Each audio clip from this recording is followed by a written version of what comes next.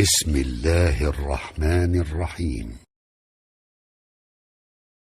المتففين مبارکه سوره چې د قران عظیم شان دریاتیومه سوره ده په مکه معظمه کې را نازله شوې ده. شپږ دیرش مبارک آیاتونه لري. تلاوت او پښتو ترجمه یې لومړی آیت څخه اوري.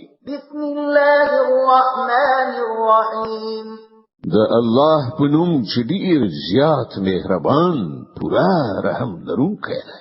ويل للمطففين الذين إذا اكتالوا على الناس يستوفون وإذا كالوهم أو وزنوهم يخسرون.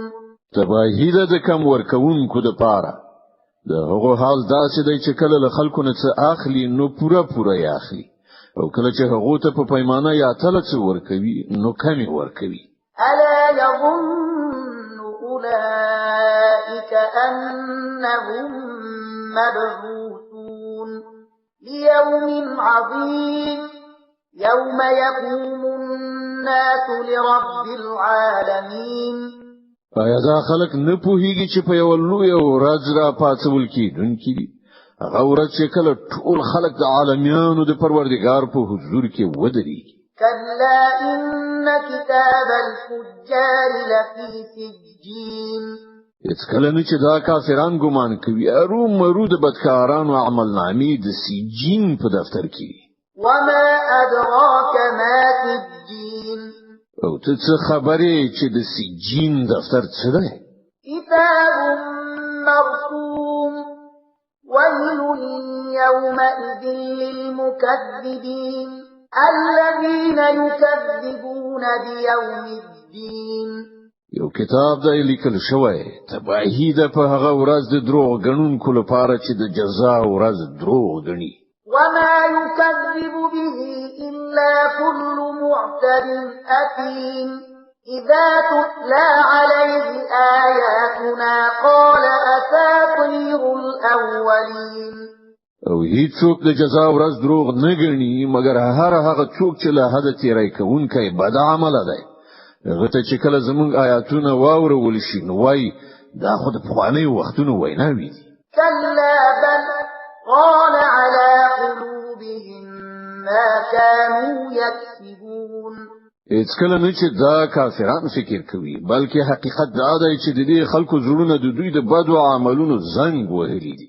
كلا إنهم عن ربهم يومئذ لمحجوبون ثم إنهم لصالوا الجحيم ثم يقال هذا الذي كنتم به تكذبون. هیڅ کله نه چې دغه کافران فکر کوي رومه په هغه ورځ دوی د خپل پروردګار له لیدو څخه به برخي، بیا به دوی په دوزخ کې واچول شي، بیا به دوی ته وویل شي چې دا هغه څه دی چې تاسو دروغ ګڼلی وو. كلا إن كتاب الأبرار لفي عليين.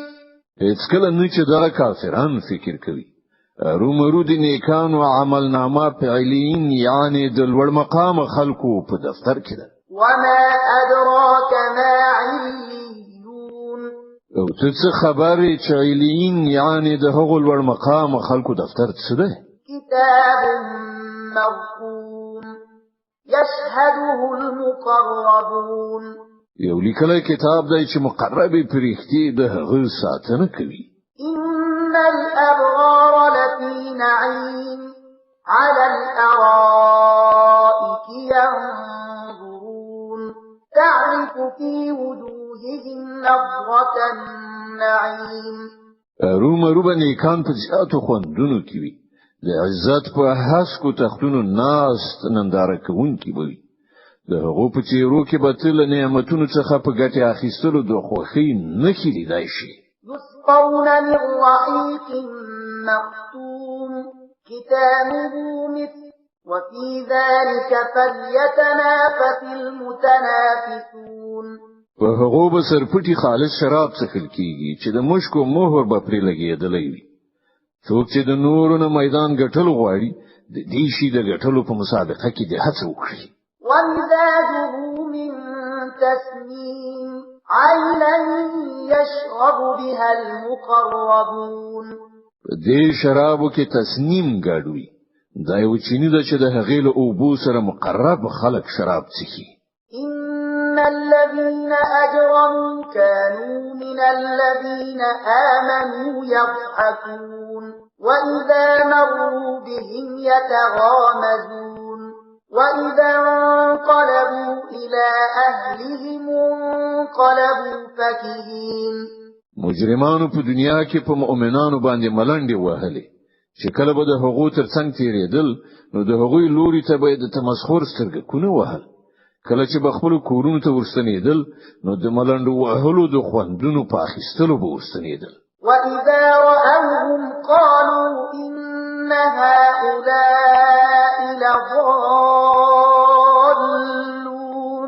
وما أرسلوا عليهم حافظين او کله چې به مسلمانان لیدل نو ویل به دا لار ورکی سرګردان خلک دي په داسې حال کې چې دوی د هغو څارونکي نو لیږل شوي فاليوم الذين آمنوا من الكفار يضحكون على الأرائك ينظرون نن خو مؤمنان پر کفارو خندا کوي په تختونو ناس د هغو د حالت ننداره کوي هل ثوب الكفار ما كانوا يفعلون ورکړه شو کافرانو ته د هغو د حرکتونو جزا چې هغو کول